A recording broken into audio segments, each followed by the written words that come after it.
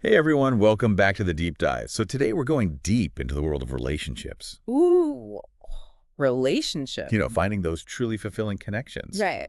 You wanted more on this. And to help us out, we've been digging into the work of Heverton and Anunciação. Yeah, he's a fascinating guy. He's a Brazilian relationship expert and researcher. And honestly, some of his stuff is pretty thought-provoking. Yeah, definitely. Like when he says never get married before 30. Right. Bold statement. It is.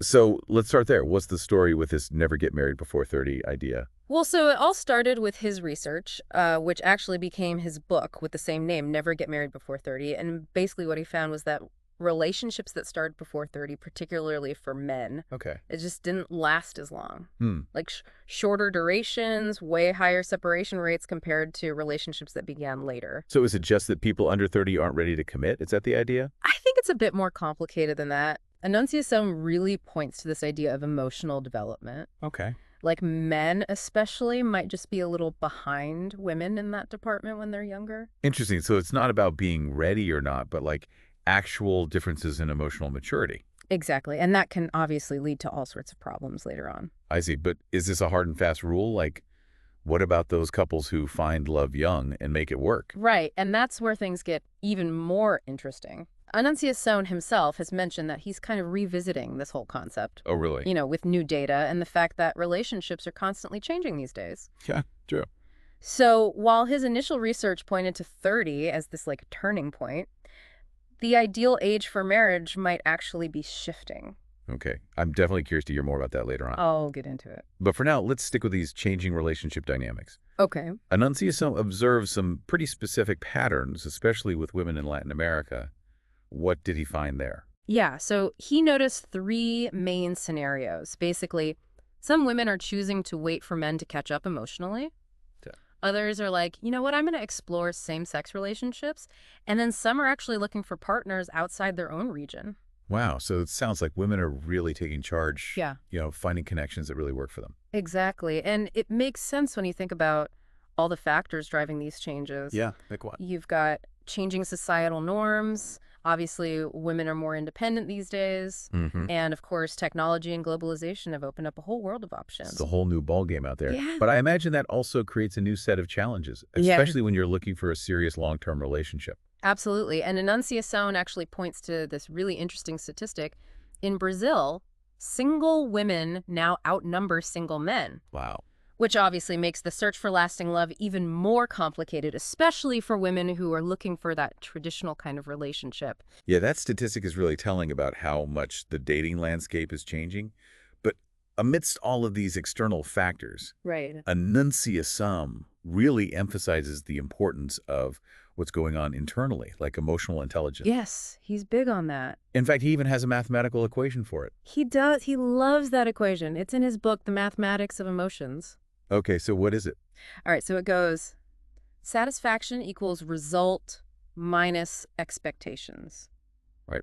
Break that down for me. How does that apply to relationships? Basically, he's saying that managing your expectations is key to finding satisfaction, not just in relationships, but in life in general. That makes sense. Because when our expectations are way higher than what's actually happening, Right. we're just setting ourselves up to be disappointed. Yeah, it's like you build something up so much in your head, and then reality just can't compare. Exactly. So the trick is figuring out how to avoid that trap, especially when it comes to something as emotionally charged as relationships. Yeah, how do we do that? Well, Anunciação warns against creating what he calls ego farms. Ego farms. What are those? It's basically when we become fixated on changing our partners, Okay. like trying to make them fit this perfect image we have in our minds All right. instead of accepting them for who they actually are. Ah, I see. So instead of trying to change our partners, we need to manage our own expectations and learn to accept them as they are.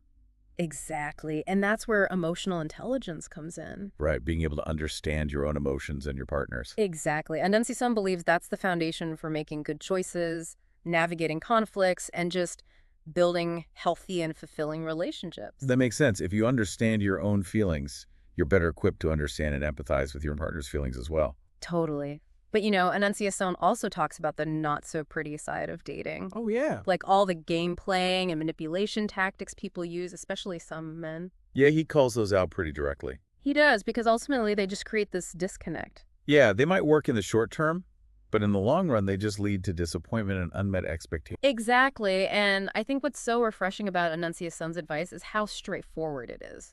Like what? He's all about honesty and transparency, like, just be upfront about your intentions and desires. So no more playing hard to get or pretending to be someone you're not. Exactly. Right. He believes that honesty, even if it's just for a one-night stand, ultimately leads to more fulfilling experiences. I think a lot of people would appreciate that kind of honesty, but let's be real. Keeping that spark alive after the honeymoon phase is over. Right. It's tough for a lot of couples. So does Anunciação offer any guidance on how to navigate that? He does. Yeah, he acknowledges that it's totally natural for passion to kind of go up and down over time, Right. especially after that initial excitement of a new relationship fades. Yeah. He actually points to a specific time frame. Okay, the 2-year mark? Oh, the dreaded 2-year mark. Yeah, that's when a lot of couples start to feel that dip in intensity. Yeah, I've definitely heard about that. It makes sense, though. Those butterflies can't last forever. But is there any hope for keeping things exciting after that point? Anunciação thinks so. No. He's really big on making an effort, actively nurturing that connection.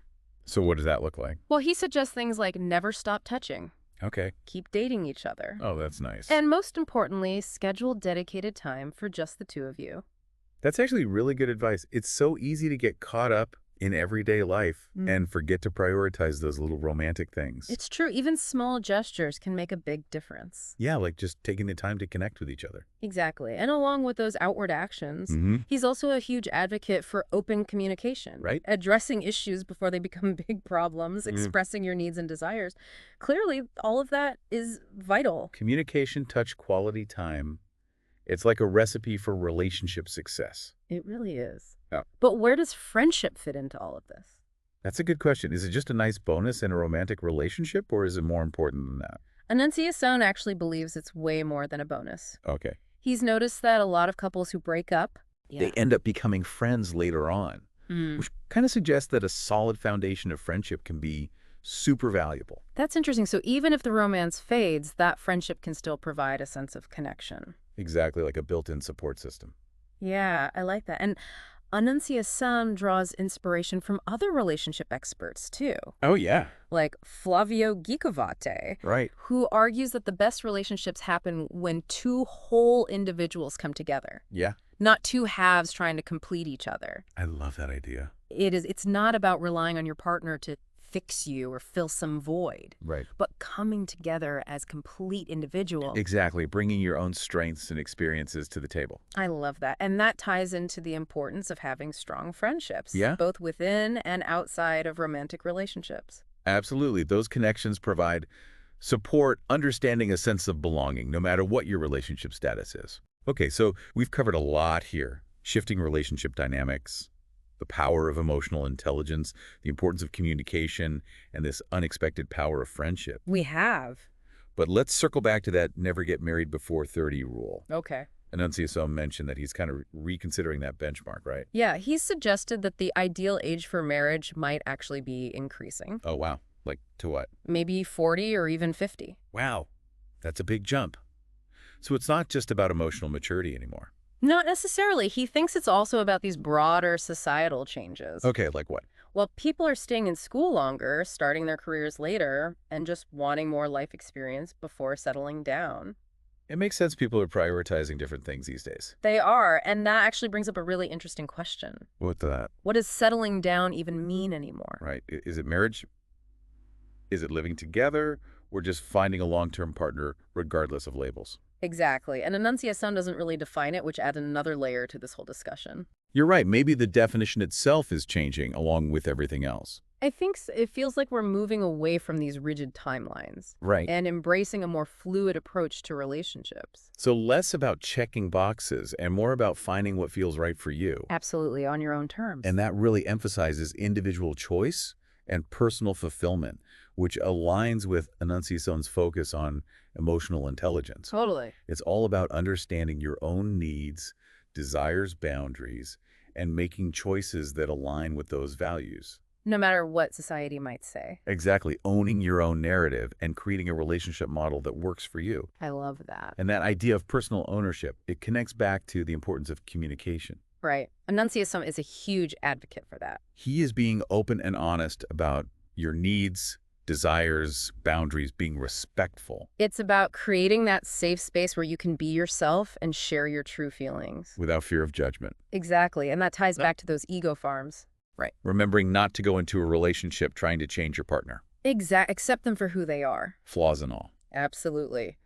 And all of this brings us back to emotional intelligence. Yeah. It's so crucial for navigating the complexities of modern relationships. Understanding and managing your emotions, empathizing with your partner, communicating effectively.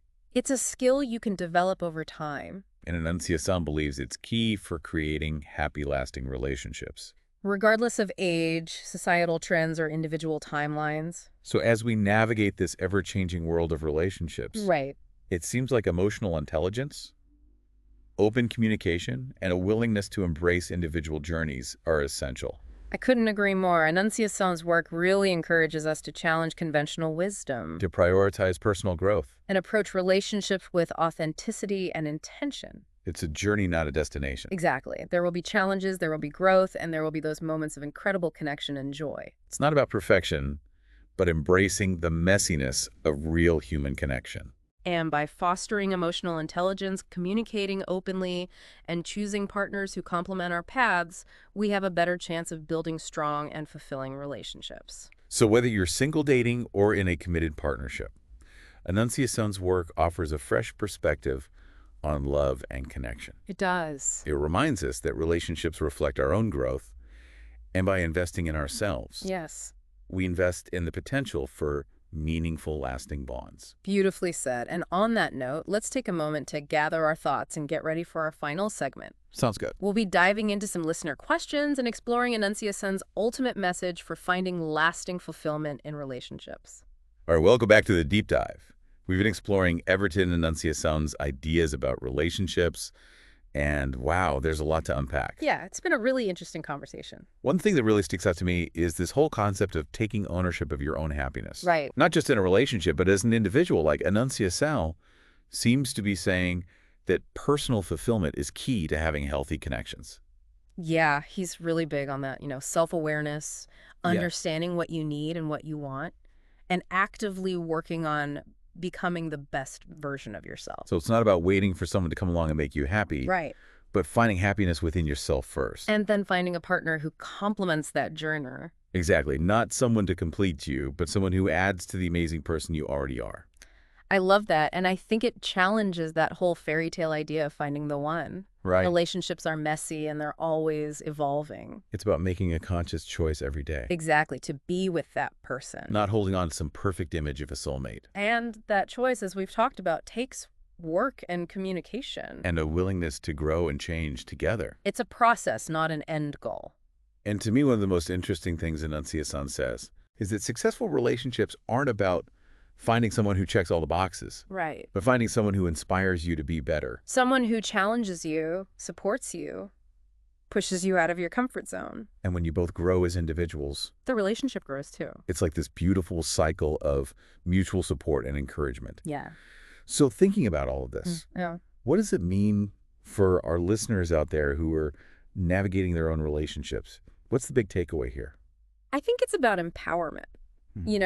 Anunciação is encouraging us to embrace who we are, to focus on personal growth, and to approach relationships with real intention and honesty. It's about understanding that relationships are a journey. There will be ups and downs. There will be challenges. It will be growth. No, Those incredible moments of connection and joy. It's not about chasing some perfect ideal. But embracing the messiness of real human connection. And by focusing on emotional intelligence, communicating openly, and choosing partners who complement our journeys, we increase our chances of finding lasting, fulfilling love. Absolutely. Whether you're single dating or in a committed relationship, Anunciação's work gives us a whole new way to look at love and connection.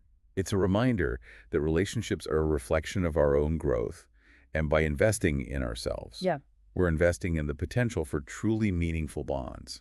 And on that note, we want to thank you for joining us on The Deep Dive.